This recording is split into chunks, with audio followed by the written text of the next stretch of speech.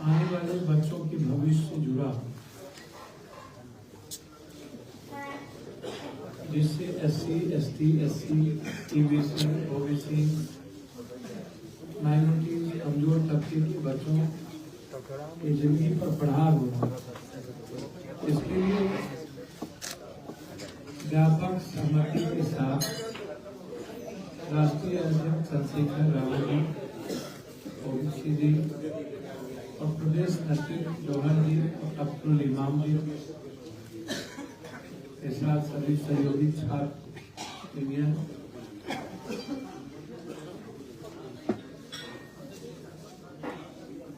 जो नीट 25 लाख बच्चे से लेकर अभी तक जितने एग्जामिनेशन कैंसिल हुए, पेपर लीक आउट हुए,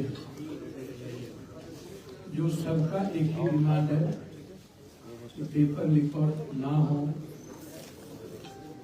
जो मिडिल क्लास और गरीब के बच्चों पर हमला है उनकी जिंदगी पर, उससे बचाया जाए। सदन के भीतर प्रखर आवाज ओवैसी जी और चंद्रशेखर जी और बेनीवाल जी हम लोग मिलकर बिहार BPSC के क्वेश्चन आउट को सब लोगों ने मिलकर उठाया था। समाजवादी पार्टी धर्मेंद्र जी, तो आज हम लोगों के साथ केंद्रीय नेतृत्व के आदेश पर हमारे स्टेट नेतृत्व यहाँ उपस्थित हैं। हमारे लॉयर शिवनंदन भारती जी, जिनके द्वारा हम लोगों ने 150 से ऊपर पेज का एक पिटीशन अलग से हमने डाला है कि क्यों पेपर एग्जामिनेशन कैंसिल होना चाहिए। सुप्रीम कोर्ट हम पहले ही कपिल सिब्बल जी ने हम लोगों से आग्रह कर दिया था कि निर्णय हाईकोर्ट के बाद ही आता है, तो इसीलिए हम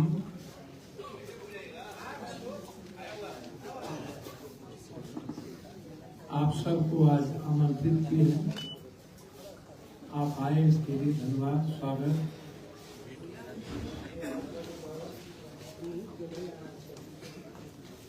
पहला मैं शुरू करें,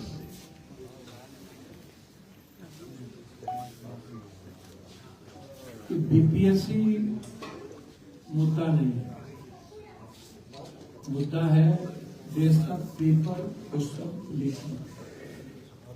आज BPSC है, कल सिपाही था, परसों क्लर्क था, परसों मेडिकल था। जो आज भी एक जदयू विधायक के भतीजे के यहाँ हाजीपुर में एडमिट कार्ड आदि जले में लगातार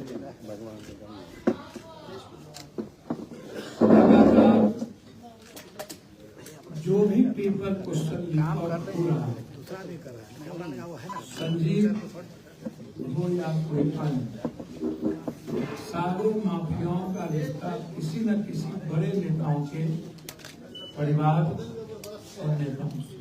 उनकी पत्नी का फोटो, सत्ता के कई ऐसे विधायक, ऐसे लोग जिनका तस्वीर इन माफियाओं के साथ इन्वॉल्व। तो BPSC मुद्दा नहीं है, BPSC का एक हिस्सा, एक पार्ट है। मुद्दा है कि हर परिस्थिति में हम लोग जो हर तरह के एग्जामिनेशन में भविष्य के बच्चों की जिंदगी को खत्म करने की तैयारी और पेपर का रिकॉर्ड होना, इसमें बिना सरकार के, बिना पदाधिकारी के, बिना सिस्टम के ये नहीं हो सकता। इसीलिए हम राष्ट्रीय अध्यक्ष चंद्रशेखर रावत जी, ओवैसी जी ने, बेनीवाल जी ने यह निर्णय लिया है कि सदन को किसी भी कीमत पर 31 मार्च से जो खुलेगा उसमें हम लोग नहीं चलेंगे। एक व्यापक चर्चा सदन में हम लोग चाहेंगे कि इस पर व्यापक चर्चा हो कि देश में पेपर लीकआउट कब बने। जो एसटी, एससी, ईबीसी, ओबीसी या मिडिल क्लास किसी भी जाति के बच्चियां हैं जो आर्थिक रूप से कमजोर हैं, गाय, माल, बकरी, जेवर, खेत बेच करके अपने बच्चे और बच्ची को पढ़ाते हैं, क्या उनका सपना कभी पूरा नहीं होना? जिसके पास 1.5 करोड़ 2 करोड़ रुपया नहीं है, क्या वो डीएसपी नहीं बनेगी? जिसके पास 3 करोड़ रुपया नहीं है, 4 करोड़, क्या वो आईएएस नहीं बनेगी? जिसके पास 50 लाख रुपया नहीं है, क्या वो इंजीनियर नहीं बनेगी? जिसके पास 1 करोड़ रुपया नहीं है, क्या वो आईटी नहीं बनेगी, आईटीआई नहीं करेंगे? तो इन मुद्दों पर आज मैंने आपको बुलाया है। बीपीएससी का 4 लाख बच्चे का जो मुद्दा है, जिसको राजनीतिक व्यक्तियों ने और बच्चों की बीपीएससी एग्जामिनेशन के बच्चों के नेतृत्व करने वाले, चाहे वो कोचिंग माफिया हो, चाहे कोई दलाल टाइप का आदमी जो पैसे पर बिका हो, उन लोगों ने बीपीएससी आंदोलन को कमजोर कर दिया और खत्म कर दिया। और मैं शुरू से कह रहा हूं कि हम लोगों का कोई मतलब, हम लोगों का, हमारे मित्र का बच्चों के भविष्य से राजनीति का पहले भी हम लोग जब भी एक होकर लड़े हैं तो उससे मदद का यूजी शिक्षा, यूपीएससी, बीपीएससी से राजनीति का कोई बिहार बंद हम लोगों ने की, रेल चक्का जाम हुआ, लगातार हम लोग कार्यक्रम कर रहे हैं। विपक्ष की एक पार्टी धारा को छोड़ करके लगभग कांग्रेस भी लगातार, सीपीआई, सीपीएम, छात्र यूनियन संगठन, युवा काम कर रहे हैं। हम विधायक दल के नेता शकील साहब से भी आग्रह किए थे, माले के भी साथियों से आग्रह किए थे कि लड़ाई को बिल्कुल बिना बैनर के हम सबको मजबूती से लड़ने की जरूरत है। और हमने कहा था कि इस लड़ाई को हम लोग लेके बढ़ेंगे। अब ये लड़ाई बीपीएससी तक नहीं सीमित, अब ये लड़ाई भारत के प्रश्न पत्र लीक से संबंधित। इसी संदर्भ में हमारे लॉयर साहब ने, भारती जी ने, भैया व्यापक पैमाने पर अनियमितता का पहला केंद्र बिंदु 1992 सेट में हम लोगों ने दिया है।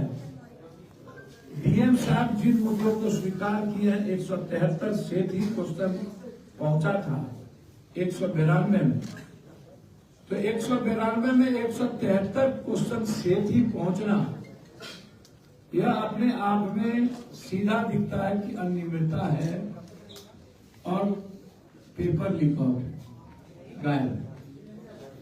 दूसरा है एग्जामिनेशन सेंटर पर, जबकि नियम ही नहीं, कानून बना है कि जेवर लगना ही लगना है, किसी भी सेंटर पर जेवर नहीं था। ये दूसरा है कि किसी भी कीमत पर क्वेश्चन को प्रभावित करने के लिए एग्जामिनेशन को प्रभावित करने के लिए जयमाला नहीं लगा। तीसरा है छात्रों के द्वारा उसी दौरान EOU को क्वेश्चन भेजा गया आर्थिक अपराध इकाई, उस पर भी आर्थिक अपराध इकाई ने कार्रवाई नहीं की। चौथा मात्र एक दिन पहले 5000 छात्रों को सेंटर चेंज गया से करके नवादा कर दिया। एक दिन पहले तो इससे साफ जाहिर होता है कि 5000 बच्चों को ही इनको पास करवाना था। इसी से ये लोग लेन-देन किए कुछ बच्चों के साथ। 4 लाख बच्चों के भविष्य की चिंता इतनी नहीं थी। इस तरह हम लोगों ने 150 पेज का मेरे तरफ से पिटीशन फाइल हाईकोर्ट में हुआ और हमारा आधार बिल्कुल क्लियर है कि हर कीमत पर इसकी सुनवाई और बीपीएससी के एग्जाम का कैंसिल। 2 हमने और दिया है। एक बच्चों पर जो छात्रों पर जो केस हुआ वो भी अलग से फाइल किया है। लाठीचार्ज गलत थी वो भी मैंने फाइल किया है। और शिक्षकों को बीपीएससी लीगल नोटिस भेज रहा है, डरा रहा है, हमने ये भी अलग से फाइल।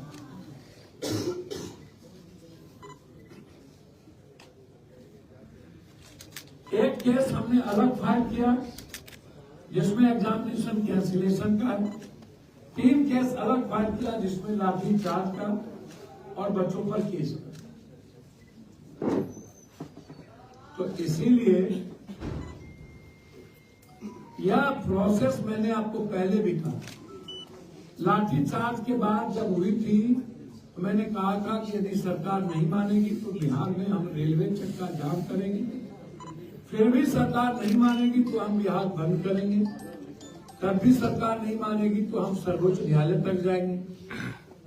हमने कहीं भी पप्पू यादव या चंद्रशेखर रावत या ओबीसी या हमारे साथियों का नाम आगे नहीं लगा। हमारा मुद्दा ही है भविष्य के बच्चों पर की जिंदगी को सेव करना। और आज से नहीं है, ये 90 के पहले के दशक से आज तक जिन लोगों को कभी किसी बच्चों के भविष्य की चिंता या आंदोलन नहीं थे,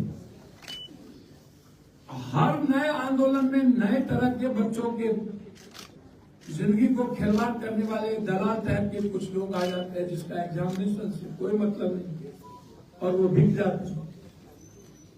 मैं हमेशा ये बात कहता हूं, कहां चले गए सभी कोचिंग वाले? वही कोचिंग वाले गर्दनी बाग भी जाते थे, वही कोचिंग वाले बीपीएससी चेयरमैन के पास थे। अब आप हमको बताइए, ये बड़ों के बाप दुनियों के बाप दोनों कैसे समझ? बीपीएससी वाले भी उन्हीं लोगों को बुलाते थे और उन्हीं से सहमति लेते थे और गर्दनी बाग में भी वही लोग जाके नाटक करते थे। और जो नए सत्याग्रही बने, मुझे तो आश्चर्य होता है कभी कभी इस बात को लेकर के। जनाब आप लोग सुनिएगा तो आश्चर्य होगा कि 153 धारा में पुलिस कितनी मिली हुई है, कितनी गद्दी है बिहार की पुलिस। कहती है बहुत ही पहला जो केस हुआ था किसी नए सत्याग्रही पर वो था 153 धारा के तहत, वो केस नहीं सका, वो केस नहीं सका। जो बेलेबुल सेक्शन था, बेलेबुल, जिसका वारंट ही इशू नहीं हो, कस्टडी में लिया ही नहीं गया। कुछ लोगों ने उन्हें कह दिया दुनिया का नया इतिहास रच दिया। गांधी मैदान थाना केस नंबर 815-24, इनमें बेल नहीं, जबकि ये नॉन बेलेबल। और कहा मैंने कुछ भरना ही नहीं है, 25,000 के मुचलके भी भर दी।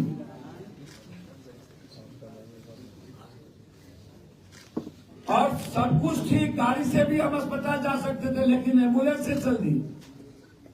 और कुछ सोशल मीडिया के लोगों ने तो बीपीएससी आंदोलन को खत्म ही कर दिया।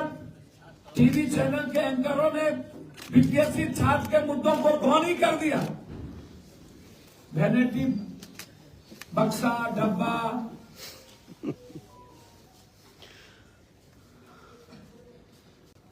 मेरा कहना है कि इस आंदोलन को बड़ी साजिश के तहत खत्म करने की कोशिश की गई, जिसमें कोचिंग माफिया नंबर 1, नया सत्याग्रही नंबर 2 और छात्र की दलाली करने वाला, पैसा लेकर के छात्रों को बेचने वाला नंबर 3। इसीलिए हम सारे पार्टी के साथी ने निर्णय लिया कि कल हमें पूरे बिहार में हरे झंडे, नीला झंडा, युवा शक्ति और एआईएमएम, यह 3 पार्टी और हम 3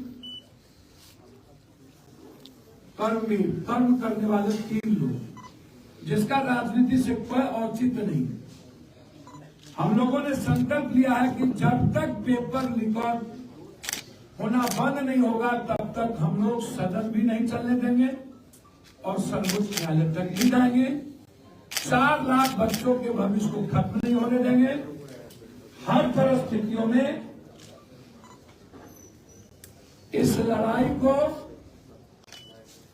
हम लोग बच्चों की लड़ाई, भविष्य की लड़ाई, बच्चों की जिंदगी की सुरक्षा और उसकी खुशियों के लिए लड़ाई। हमने सबसे अपील किया है, विशेष तौर पर कांग्रेस से हम अपील जरूर करेंगे और वामपंथ पार्टी से कि जब आंदोलन एक ही है तो आप लोगों को सहयोग बच्चों के हित में करें। हम आप लोगों के सहयोग के साथ, जैसे हम चंद्रशेखर रावत जी और एआईएमएम के साथ खड़े हो गए, हमने कहा आप लोग आगे बढ़े। इसीलिए हम कांग्रेस से भी अपील कर रहे हैं तो हम लोग के कलबंद में आए और उसके बाद अगली रणनीति बनाएंगे कि क्या हम लोगों को इस बड़े छात्र और युवाओं के भविष्य को लेकर के सभी जिला मुख्यालय में एक बड़ी सभा, जिसमें चंद्रशेखर जी भी रहेंगे, कुछ जगहों पर एआईएमएम के साथी भी रहेंगे और हम लोग यहां से लेकर के दिल्ली तक, यूपी तक से लेकर दिल्ली तक सभा करेंगे। अंत में मेरा एक आग्रह है, जो लोग बीजेपी से और बीजेपी के तरीके से जो कंप्लीट रूप से जाति जनगणना के विरोध है, आरक्षण विरोध है, बच्चे के भविष्य के साथ खिलवाड़ करती है और उनकी लड़ाई बीजेपी से न होकर जो क्षेत्रीय पार्टी कांग्रेस से लड़ रही और इंडिया गठबंधन की बात करती हो, मैं उनसे आग्रह करूंगा कि यदि इसी तरह आप। नेशनल दस्तक की आपसे गुजारिश है कि अगर इसको बचाना चाहते हैं तो नेशनल दस्तक को सब्सक्राइब करने के लिए रेड कलर के सब्सक्राइब बटन को दबाएं, फिर बेल आइकन की घंटी दबाएं। नेशनल दस्तक को बचाने के लिए बहुत जरूरी है कि हर खबर को शेयर करें, लाइक करें, कमेंट जरूर करें।